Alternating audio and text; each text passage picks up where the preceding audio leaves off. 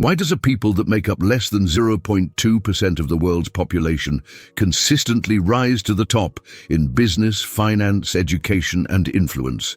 Walk through the halls of Harvard, the boardrooms of Wall Street, the laboratories of Nobel Prize winners, and you'll find a pattern that has puzzled historians, economists, and social scientists for centuries. From the Rothschilds to Einstein, from Carnegie's advisors to today's tech titans, Jewish minds have shaped the architecture of modern prosperity in ways that seem almost supernatural. But here's what they won't tell you in business schools or economic textbooks. This isn't about luck, privilege, or some mystical genetic advantage. This is about something far more profound and accessible to anyone willing to understand it. This is about a mindset forged in the fires of ancient wisdom, tempered by thousands of years of adversity, and refined through principles that King Solomon himself inscribed in the bedrock of human consciousness. Tonight, we're going to peel back the layers of assumption and reveal the true source of Jewish prosperity. We're going to connect the dots between the ancient scrolls of Jerusalem and the modern boardrooms of Manhattan. We're going to discover why Napoleon Hill, the master of success psychology, found himself repeatedly drawn to the same mental laws that have guided Jewish thinking for millennia. This isn't about religion or race. This is about recognizing patterns of thinking that create patterns of prosperity. This is about understanding that wealth, true wealth, begins in the mind and flows through principles that are as old as civilization itself. The Jewish people didn't become successful by accident. They became successful by design, by following a blueprint that was written in the wisdom of Solomon and refined through generations of deliberate practice. If you're ready to uncover the ancient truth that has built generational wealth for centuries, subscribe now, activate notifications, and stay with us until the end. This is not a video, it's a blueprint for transforming your mindset and your life. Let us begin with a story that changed the course of human understanding about wisdom and wealth. 3,000 years ago, a young king named Solomon stood before the Almighty and was offered anything his heart desired. While other rulers might have asked for military might, vast territories, or endless treasures, Solomon made a choice that would echo through eternity. He asked for wisdom. "Give your servant a discerning heart to govern your people and to distinguish between right and wrong," he said. And in that moment, he demonstrated the first and most fundamental principle of the Jewish millionaire mindset: wisdom before wealth. The response was immediate and profound. "Since you have asked for this, and not for long life or wealth for yourself, or for the death of your enemies, but for discernment in administering justice, I will do what you have asked. I will give you a wise and discerning heart, so that there will never have been anyone like you, nor will there ever be. Moreover, I will give you what you have not asked for, both wealth and honor, so that in your lifetime you will have no equal among kings." Here lies the great paradox that the Jewish mind has understood for millennia. When you seek wisdom first, wealth follows as a natural consequence. When you prioritize understanding over accumulation, abundance becomes not just possible, but inevitable. This isn't mysticism. This is the fundamental law of value creation that Napoleon Hill would later call accurate thinking. Watch a Jewish child grow up, and you'll see this principle in action from the earliest age. While other cultures might reward their children for good grades with money or toys, Jewish families reward learning itself. The child who asks the most insightful questions during Sabbath dinner is celebrated. The teenager who challenges conventional wisdom with thoughtful argument is praised. The young adult who chooses a difficult field of study over an easy path to quick money is supported and honored. This creates what Hill identified as a definiteness of purpose, aligned with the acquisition of knowledge. The Jewish mind doesn't see education as a means to an end. It sees education as the end itself, knowing that all other forms of prosperity will naturally flow from a mind that has been disciplined to seek understanding above all else. In the Talmud, there's a saying, "Much have I learned from my teachers, more from my colleagues, but most of all from my students." D. This reflects a mindset that sees every interaction as an opportunity to gain wisdom, every challenge as a chance to deepen understanding, every failure as a lesson wrapped in temporary disappointment. Consider the story of Benjamin Graham, the father of value investing, who taught Warren Buffett that the stock market is not a weighing machine in the short run, but it is a weighing machine in the long run. Graham's approach to investing was fundamentally about understanding the true value of a company, understanding the psychology of markets, understanding the difference between price and worth. He didn't seek to get rich quick. He sought to understand deeply, and wealth followed as a natural consequence. This principle transforms how one approaches every aspect of life. When faced with a business opportunity, the Jewish mindset doesn't ask, "How much money can I make?" first. It asks, "What can I learn? What do I need to understand? What wisdom do I need to acquire to make this endeavor not just profitable, but meaningful?" The money becomes a byproduct of the mastery, not the goal that drives the pursuit. Hill taught that the mind can achieve whatever it can conceive and believe. But the Jewish tradition goes deeper.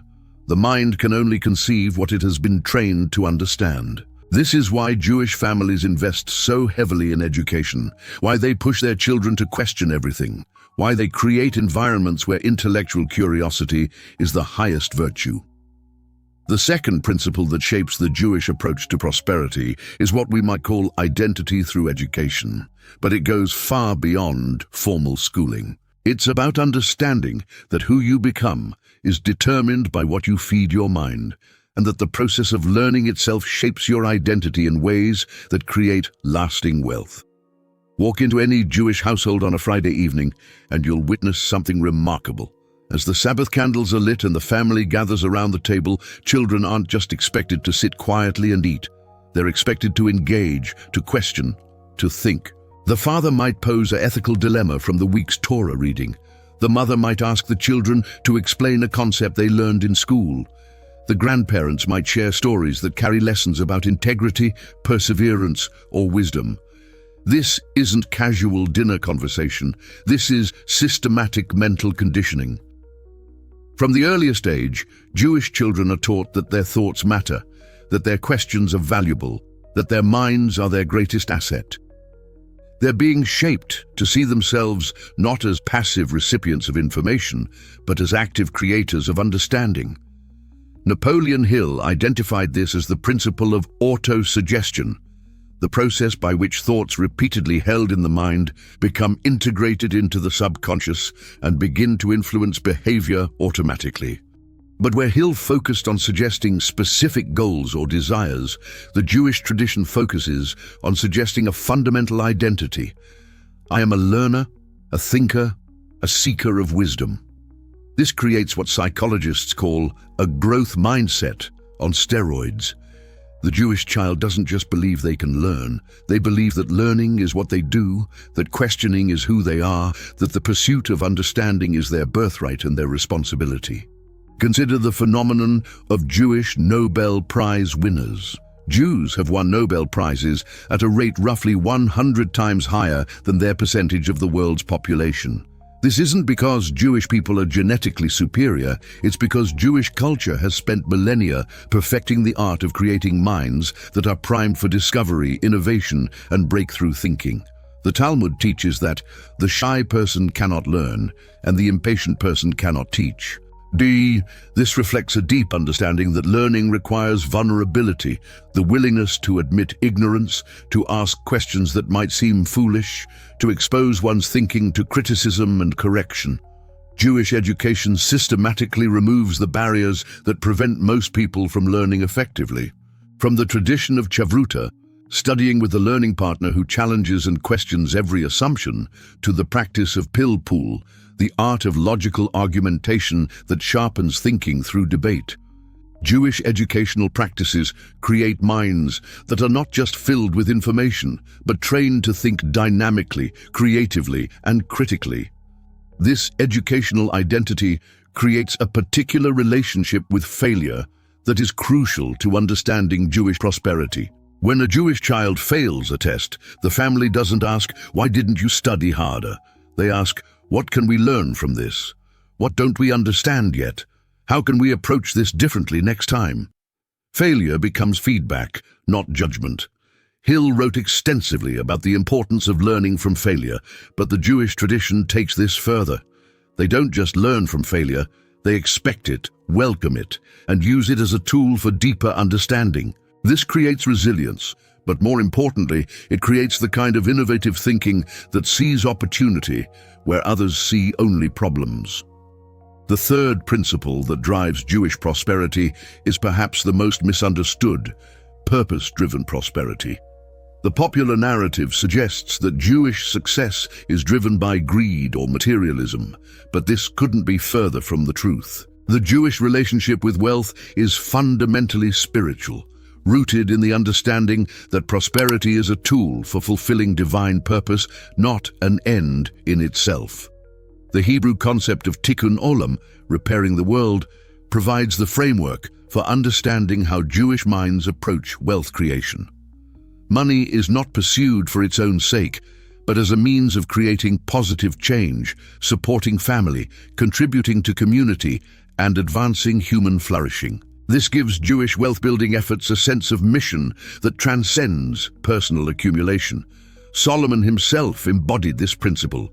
When he was granted wisdom and wealth, he didn't hoard his blessings or use them for personal indulgence. He built the temple, created systems of justice, established trade relationships that benefited not just Israel, but surrounding nations, and left behind writings that continue to guide human thinking thousands of years later. His wealth was always in service of something greater than himself. This purpose-driven approach creates what Hill called a burning desire backed by faith.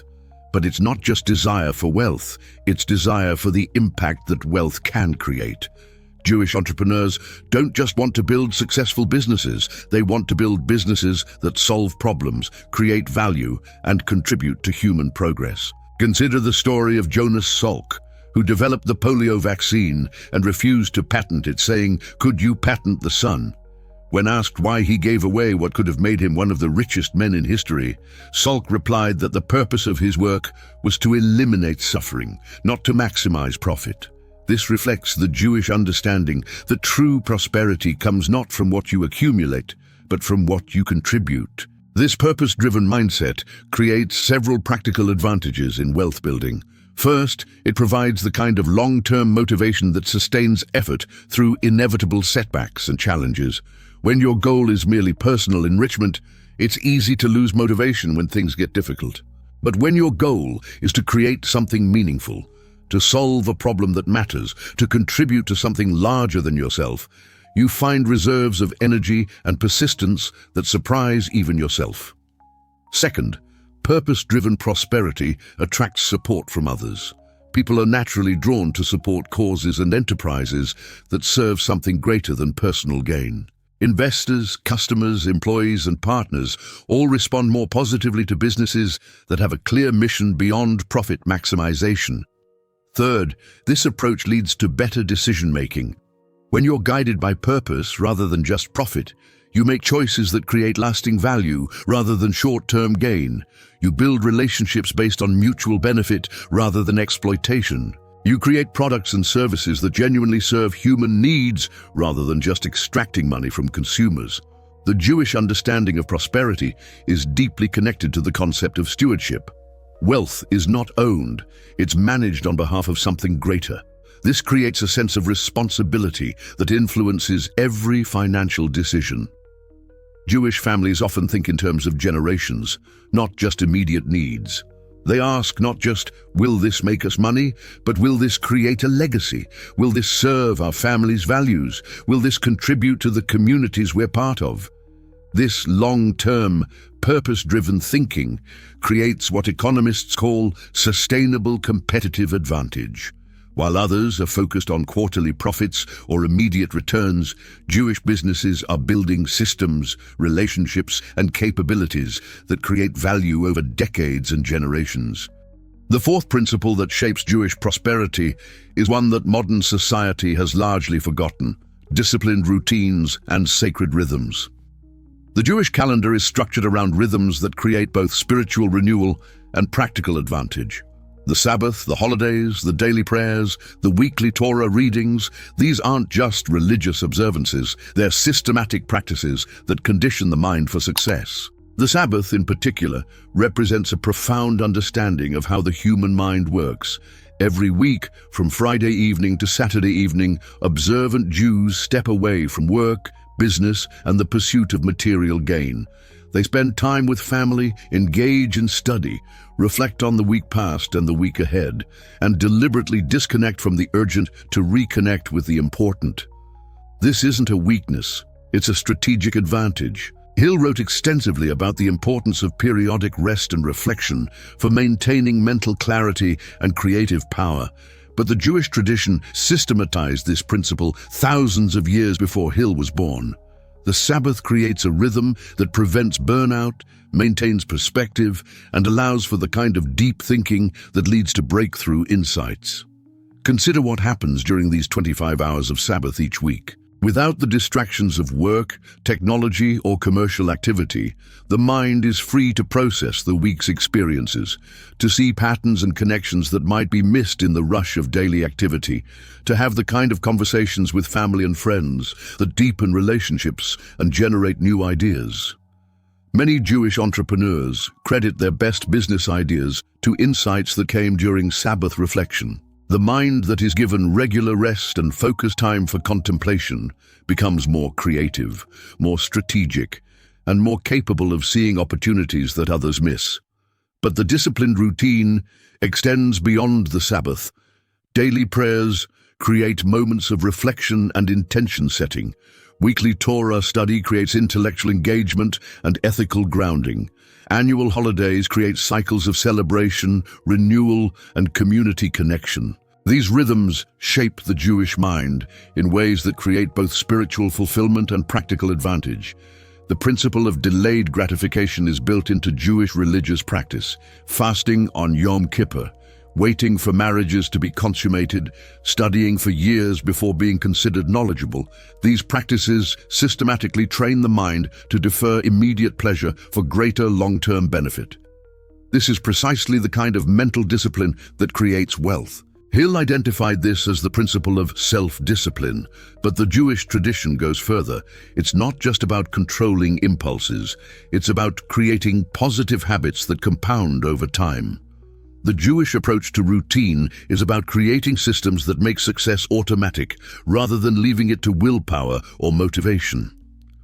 The practice of giving tzedakah, charity, is another example of disciplined routine that creates prosperity. Jewish families don't just give when they feel generous or when they have extra money. They give systematically, often setting aside a fixed percentage of income for charitable purposes. This creates a mindset of abundance rather than scarcity, and it builds the kind of reputation and relationships that create business opportunities. The fifth principle that drives Jewish prosperity is perhaps the most powerful: collective wealth and strategic alliances. The Jewish understanding of success is fundamentally communal rather than individual. The tradition of supporting each other's businesses, sharing opportunities, and creating networks of mutual advantage has created what Hill called mastermind groups on a cultural scale. In Jewish communities around the world, you'll find informal networks of business relationships that span generations. A Jewish businessman in New York might have connections to manufacturers in Israel, investors in London, and distributors in South America, all maintained through family relationships, religious connections, and community ties. These networks create opportunities that would be impossible for any individual to create alone. The Hebrew concept of kehillah, community, reflects a deep understanding that individual success is impossible without collective support. Jewish families invest not just in their own children's education and development, but in the education and development of the entire community. They understand that when the community prospers, individual families prosper. This creates what economists call network effects and positive externalities. When Jewish businesses succeed, they create opportunities for other Jewish businesses. When Jewish individuals achieve prominence in their fields, they often become sources of opportunity and guidance for others in their community. This mutual support system creates a rising tide that lifts all boats. Consider the phenomenon of Jewish success in Hollywood. It wasn't just that individual Jewish immigrants happened to be talented in entertainment. It was that they supported each other, shared opportunities, and created a network of mutual advantage that allowed Jewish creativity and business acumen to flourish in a new industry. The same pattern can be seen in finance, technology, academia, and virtually every field where Jewish people have achieved prominence. The success is both individual and collective, personal and communal. This principle extends to the Jewish approach to partnerships and business relationships. Jewish businesses often prioritize long-term relationships over short-term profits. They understand that a reputation for fairness and reliability creates more value over time than any single transaction could generate. The Jewish concept of emet, truth, provides the ethical foundation for these business relationships.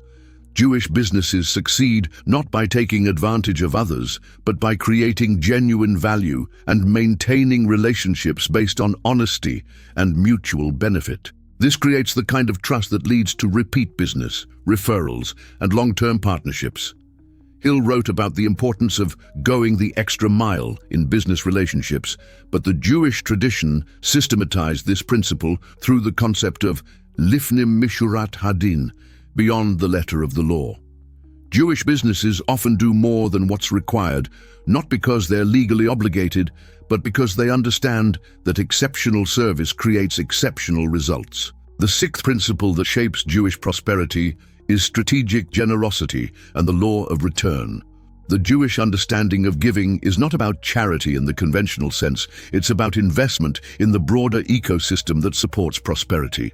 The Hebrew word tzedakah is often translated as charity, but it literally means justice or righteousness, reflecting a completely different understanding of what it means to give. Jewish families don't give because they feel sorry for others. They give because they understand that supporting the community creates the conditions for their own prosperity. This isn't just good karma, it's good business. When the community is strong, opportunities multiply. When the community is weak, everyone suffers. The Jewish tradition teaches that giving should be done at the highest level, where the giver helps the recipient become self-sufficient rather than dependent. This reflects a sophisticated understanding of how to create lasting value rather than just temporary relief. Consider the Jewish approach to education funding. Jewish communities around the world have invested heavily in schools, universities, and educational institutions. This isn't just about helping Jewish students, it's about creating centers of learning that benefit entire societies while ensuring that Jewish values and wisdom are preserved and transmitted. This strategic generosity creates what Hill called the law of compensation, the principle that what you give out comes back to you multiplied. But the Jewish tradition goes further. It teaches that giving creates a mindset of abundance that attracts more opportunities for wealth creation.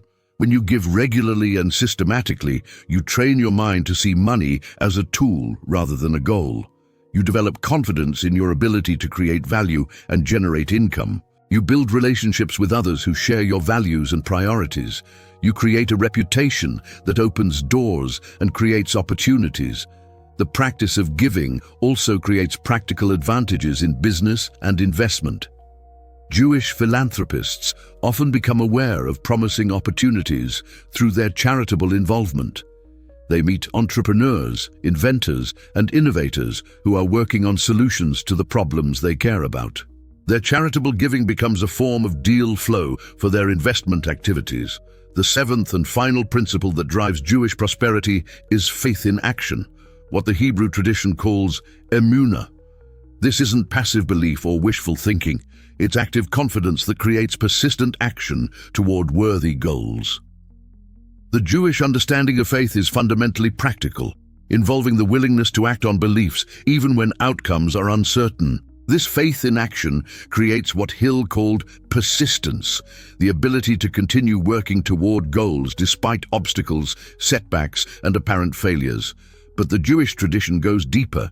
It teaches that faith without action is meaningless, and action without faith is powerless. The combination of the two creates an unstoppable force for wealth creation. Consider the story of Jewish immigrants who arrived in America with nothing but their determination to create better lives for their families.